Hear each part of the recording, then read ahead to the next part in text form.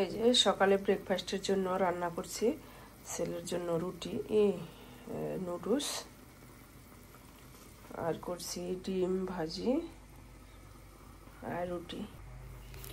দেখো এখন তুই অন্ধকার, সকাল বাজে 7টা।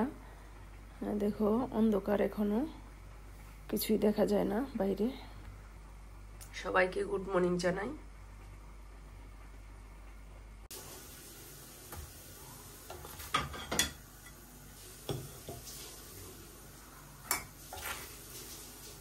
যে রুটি ছেঁকে নিছি, ডিম ভাজি, এই যে নুডলস।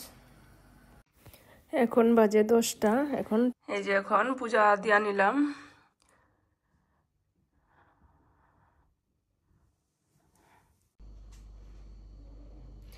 নমস্কার, সকলকে স্বাগত জানাই নতুন একটি ব্লগে।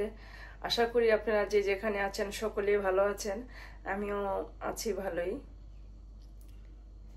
এই যে দেখো এখন এই যে ঠাকুর পূজা দিয়ে আসলাম, এখন রান্না বান্না করব।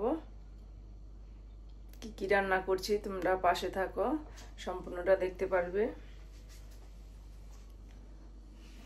এই যে দেখো আজকে ভালোই ঠান্ডা,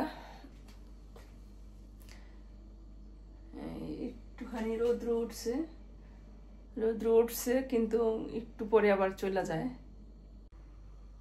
এই যে দেখো ওই যে একটু দেখা যায় সূর্যের হাসি, আবার হাসি বন্ধ হয়ে যাবে। একটু পরে একটু দেখায় সূর্যের আলো, তারপরে আবার চলে যায়। শীত, অনেক শীত, ভালোই ঠান্ডা।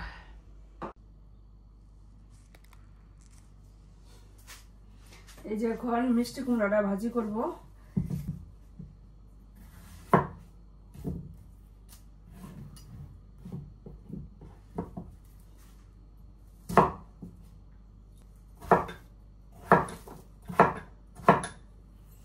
এইভাবে কেটে নিলাম গুটি গুটি করে।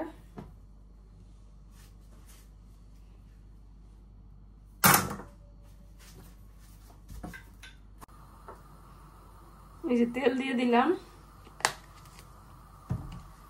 আর 2টা শুকনো মরিচ দিয়ে দিছি। এই যে 2টা শুকনো মরিচ ছিঁড়া দিয়ে দিছি আর কালো জিরা দিয়ে দিব। এই যে কালো জিরা আর এই যে কুমড়াটি দিয়ে দিলাম।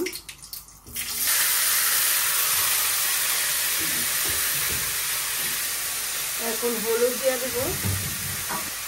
এই যে দিয়ে দিলাম হলুদ আর দিয়ে দিব 1 চামচ চিনি, লবণ দিয়ে দিলাম আর দিয়ে দিব একটু কাঁচামরিচ। এই যে আমার ভাজি হয়ে গেছে মিষ্টি কুমড়া। এই যে এখন তেল দিয়ে দিলাম, এখন একটু আবার করলা ভাজি করুম।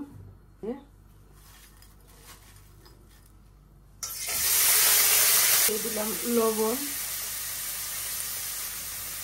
দিয়ে দিলাম হলুদ, কাঁচামরিচ দিয়ে দিই 2টা আর পেঁয়াজ কুচি দিয়ে দিই।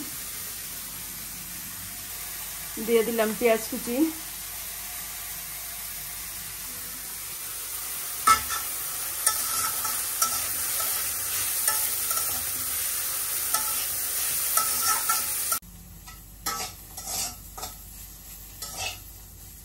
এই যে আমার ভাজিটা হয়ে গেছে, করলা ভাজিটা নামাই নিই।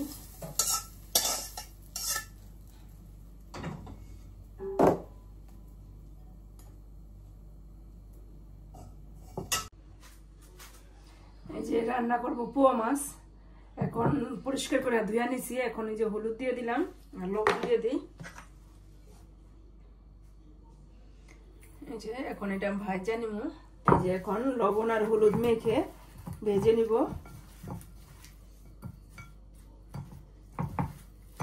আর এই মাছটা রান্না করব সরিষা দিয়া, পোয়া মাছের পাতুরি।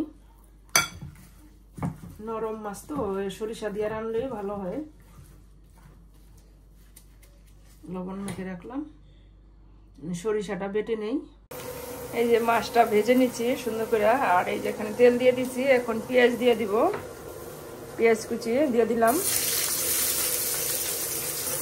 এই যে পেঁয়াজ আর মরিচ দিয়ে দিচ্ছি, মরিচটা কুচি কুচি করে দিচ্ছি যেমন ঝালটা বের হবে। আর এখানে দিয়ে দিচ্ছি একটু হলুদ, জিরা, তারপরে একটুখানি লাল মরিচের গুঁড়া দিয়ে দিলাম। আর এখানে এক পিস বেগুন দিয়ে দিলাম। এই যে মশলাটা এখন জল দা মিক্স করে তারপরে এই যে এটা দিয়ে দিলাম পেঁয়াজে। এই যে এখন এই বেগুন আর মশলাটা একটু ভালোভাবে কষায় নেই, তারপরে ঝোল দিয়ে দিব।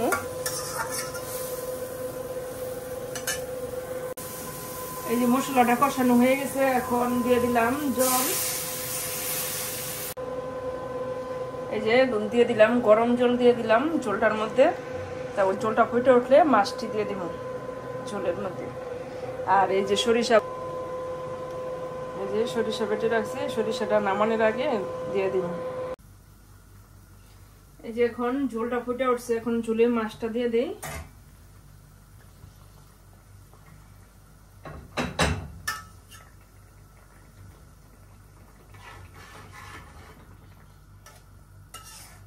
যে মাছটা একটু সিদ্ধ হইলে তারপরে সরিষা বাটাটা দিয়ে দিব। এই যে সরিষা বাটাটা,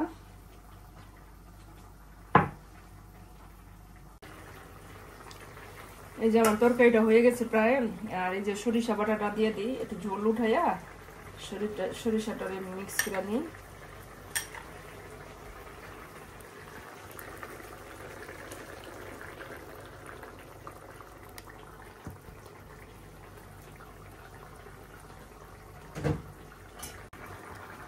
এই যে তরকারিটা বেশি শুকাবো না, এই ঝোলই রাখুন। এই যে এখন একটু সামান্য একটুখানি সরিষার তেল দিয়ে দিব উপরে। এই যে সামান্য একটু সরিষার তেল দিয়ে দিলাম। এই পোয়া মাছটা খাইতে অনেক টেস্টিটা হইব, যে ইলিশ মাছের মতো সরিষা ইলিশ রান্না করি ওই রকম হইবে টেস্টি। এই কারণে একটু এই যে সরিষার তেল দিয়ে দিলাম। তোমরা এইভাবে রান্না করে খেয়ে দেখবা, খুব মজা, খুব টেস্টি, অনেক স্বাদ।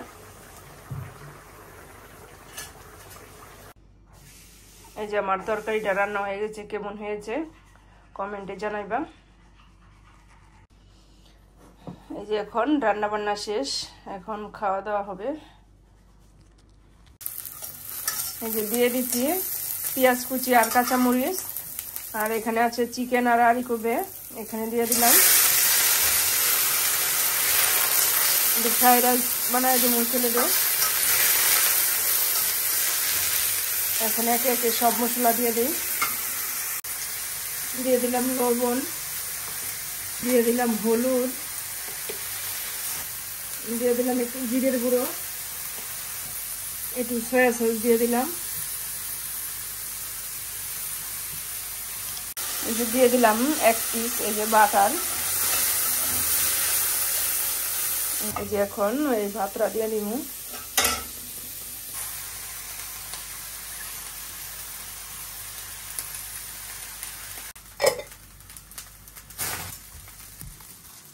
এই দেখো কি সুন্দর হয়েছে, খাইতে কিরকম বাবা, খাইতে টেস্ট হয়েছে। আমার রেডি এই ফ্রাইড রাইস। এখন একটু বাসার নিচে আসলাম, একটু রোদ উঠছে বিদায় একটু বাহিরে গেলাম একটু হাঁটাহাঁটি করতে, যে হাইটা যাই আর তোমাদের সাথে একটু পরিবেশটা শেয়ার করি।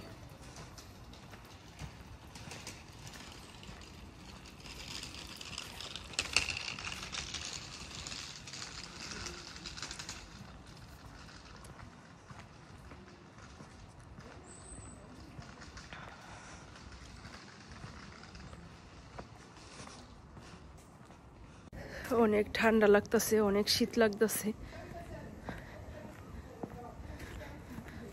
কত কিছু গায়ে দিয়েছি তারপরেও শীত লাগতেছে, অনেক শীত।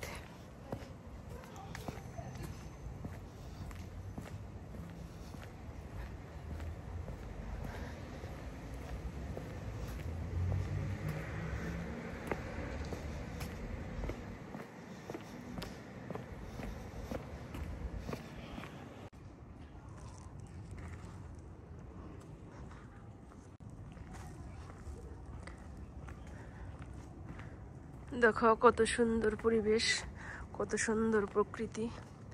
দেখো এত বড় গাছ, গাছের পাতা কিছুদিন আগে সবুজ ছিল, এখন দেখো শীতে হলুদ হয়ে গেছে। এই যে এখন হচ্ছে হেমন্ত ঋতু, এই হেমন্ত ঋতুতে দেখো গাছের পাতা সব হলুদ হয়ে গেছে, এখন ঝরে পড়ে যাবো শীতে।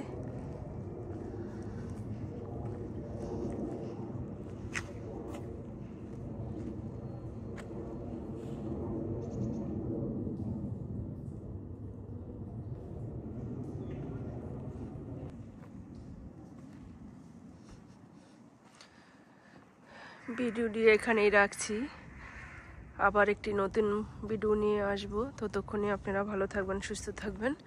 আমার ভিডিওটি ভালো লাগে তাহলে লাইক কমেন্ট শেয়ার করে সাবস্ক্রাইব করে পাশে থাকবেন। ধন্যবাদ সবাইকে।